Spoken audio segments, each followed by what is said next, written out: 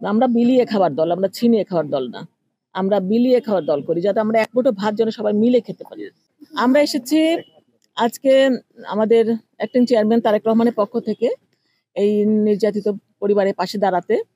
আমার মনে হয় এখানে অনেকেই এসেছেন, কিন্তু সবার আগে দেশনায়ক তারেক রহমানই যোগাযোগ করেছেন এবং বলেছেন যে এই ভিকটিম ফ্যামিলির সাথে কথা বলেছে, ওর সাথে কথা বলেছে যে আমি পাশে আছি। নির্যাতিত মহিলা বলে ওনাকে বলেছেন যে, "বোন, আমি আপনার পাশে আছি, আমার দল আপনার পাশে আছে এবং সার্বক্ষণিক ওরা দেখবে।" হ্যাঁ? তো আপনার যেকোনো সুবিধা-অসুবিধা উনি বলছে, "আমার যতটুকু সম্ভব আমি দেখার চেষ্টা করব।" তো তারপরে আমাদের দলের অনেকেই এসেছেন।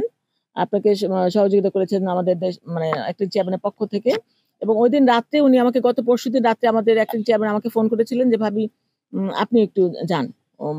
ওই নির্যাতিত ফ্যামিলির পাশে একটু দাঁড়ান।" তো আমি তার পক্ষ থেকে এসেছি যে, তারেক রহমানের পক্ষ থেকে এসেছি যে, আমরা জাতীয়তাবাদী দল আপনার পাশে আছে।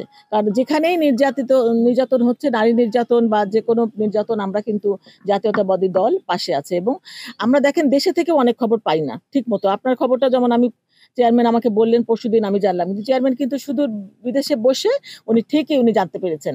এবং উনি তখন এই যে আমানের সাথে কথা বলেছে, আমানের মাধ্যমে আপনার সাথে কথা বলেছে এবং আমাদের নেতৃবৃন্দ তারপরে এসছে। অন্য দলেরও হয়তো এসছে, কিন্তু সবার আগে কিন্তু তারেক রহমানই আপনার খোঁজ নিয়েছেন।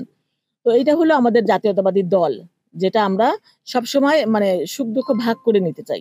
যে এটা আমার একার কিছু না। আমরা যেন সবাই মিলে যেন আমরা ভালো থাকতে পারি। এই যে ঘটনাটা ঘটেছে, এটা তো ঘটার কথা ছিল না। তো আমরা যদি পাশে থাকি, আস্তে, আস্তে হয়তো জিনিসগুলা কমতে পারে। যে আমরা মানে অনেকে মনে করে না যে একটা ঘটনা ঘটে গেল, এর পাশে কেউ নাই। তো সেইটা যেন না ভাবে কেউ যে পাশে নাই। আমরা পাশে আছি। জাতীয়তাবাদী দল আছে। আমাদের অ্যাক্টিং চেয়ারম্যান তারেক রহমান আছেন। তো আমি সেজন্য এসেছি। কারণ উনি এত মানে ছোটখাটো খুঁটিনাটি বিষয়গুলো খেয়াল করেন ওখানে থেকে।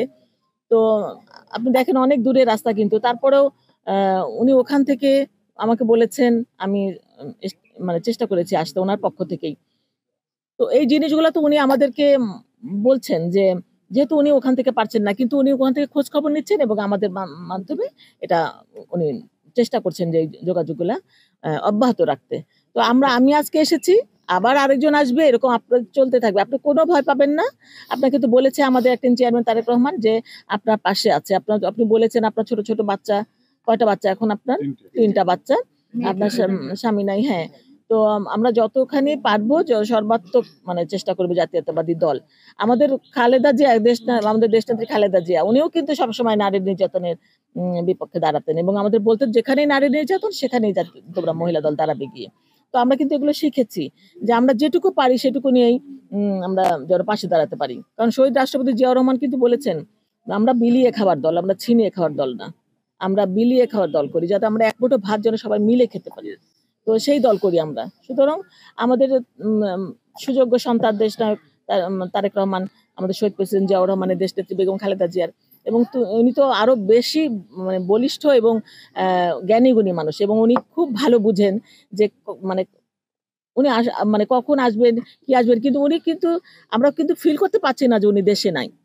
তাই না? আমরা কিন্তু সবসময় মনে হচ্ছে উনি আছে। কারণ উনি সবসময় সব খবর আমাদের নিচ্ছেন।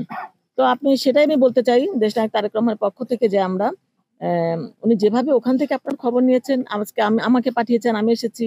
আমার সার্বক্ষণিক আছে, এখানকার নেতৃবৃন্দ আছে এবং আপনারা এরপরেও আমাদের আরো অনেক নেতা আসবে। মানে একজনের পর একজন আসবে। আপনি কোনো ভয় পাবেন না, কোনো চিন্তা করবেন না ইনশাআল্লাহ। হয়তো অনেক ভালো আপনাকে রাখতে পারব না, কিন্তু আপনি অনেক অসুবিধায়ও থাকবেন না ইনশাআল্লাহ। হ্যাঁ? এটাই হলো আমাদের জাতীয়তাবাদী দল।